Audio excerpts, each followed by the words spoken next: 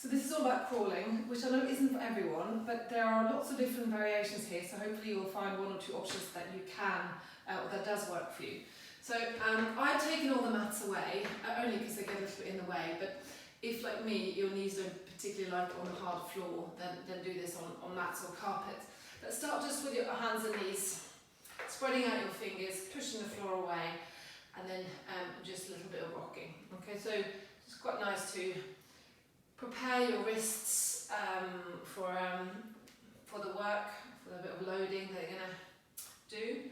So you can go backwards and forwards, and it's up to you whether you go all the way back and all the way over your wrist, and see how you feel. And then you could also do a little bit of circling,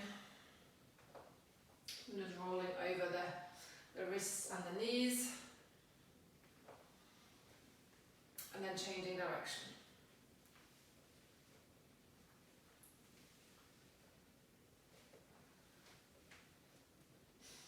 And then you'll come back into the middle. Okay. So all you're going to do to start off with is just feeling really strong in the rest of the body. Just take one point of support away and then bring it down. And then the other hand and bring it down.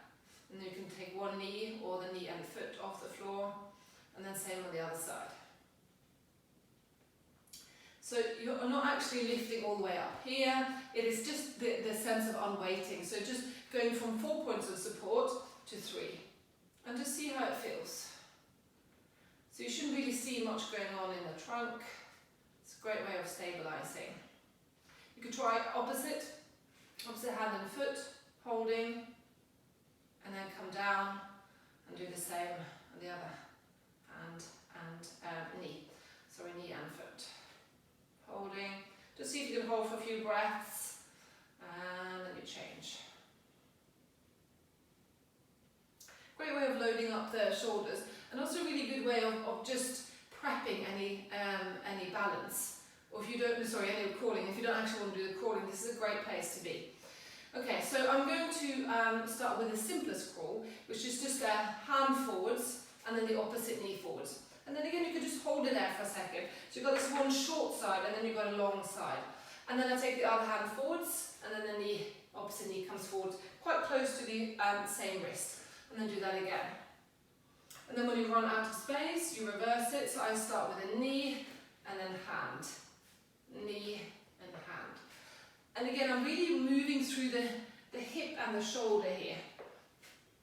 So what I'm trying to avoid is this rounding of the back and arching as I go along. Okay, so it's one hand, then opposite knee.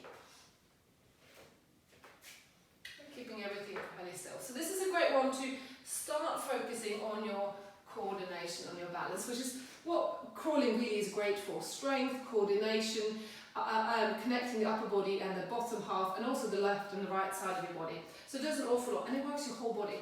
So the progression from that would be to do opposite hand and knee. So if you lift your hand and opposite knee, and then bring both forwards at the same time, maybe hold for a split second, bring them down, and do the same on the other side.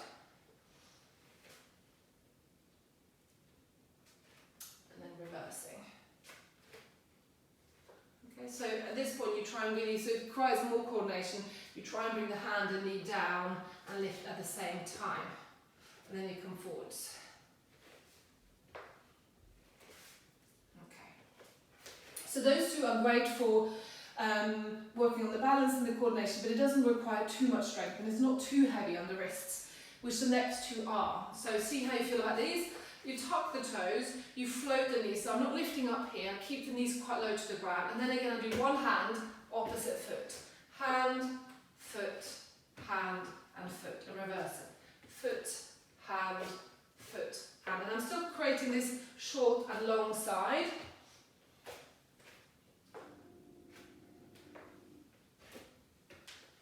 And again, my back is fairly still and hopefully fairly straight. Okay, so you can do that a few times, and then you can take that on and do exactly the same as you did with your knees on the floor, which is opposite hand and foot. So again, I'm pushing the floor away, I lift opposite hand and foot, both come forwards together, and then I reverse it. So if you've got a hall or something in your house, quite nice to do the crawling down the hall, gives you a little bit longer to, a big area to crawl on. Okay, so this starts to become a little bit more challenging now. Make sure you keep your bum low, knees close to the ground and not up here. Okay, that puts a lot of strain on your shoulders. Okay, but we want those legs involved. And then you can come down. Give your wrist a little bit of a shake. And with crawling, like anything, you just build it up gradually and see how you feel. And then we'll do the last one then, which is the one on the floor. Which is not my favourite one to demonstrate. This is where I don't really like on the wooden floor. But it's a bit like the base build, so it requires a fair amount of your hips because you can stay very low to the ground. So I'm going to bring my left knee forwards, and then I bring my left forearm in front, and then I use this leg, the left leg, to kind of push myself forwards. Hips go to the left, and then the right knee comes out, and the right forearm comes forwards. And I push to the side, and I go forwards. And then I reverse it. So elbow back, and then I push my hips to one side, and then the same, and the same on the other side. And then I go back, and then this is, I find this very uncomfortable on the wooden floor. And then I go forwards again, so left leg forwards, left arm forwards, and then use your legs and push yourself forwards, and push yourself forwards, and push yourself forwards. And when you go back, you use your arms a little bit more, and you push backwards. There's a lot of crunching going on with my knees on the floor. So I think I'm going to leave it like that, and then come back,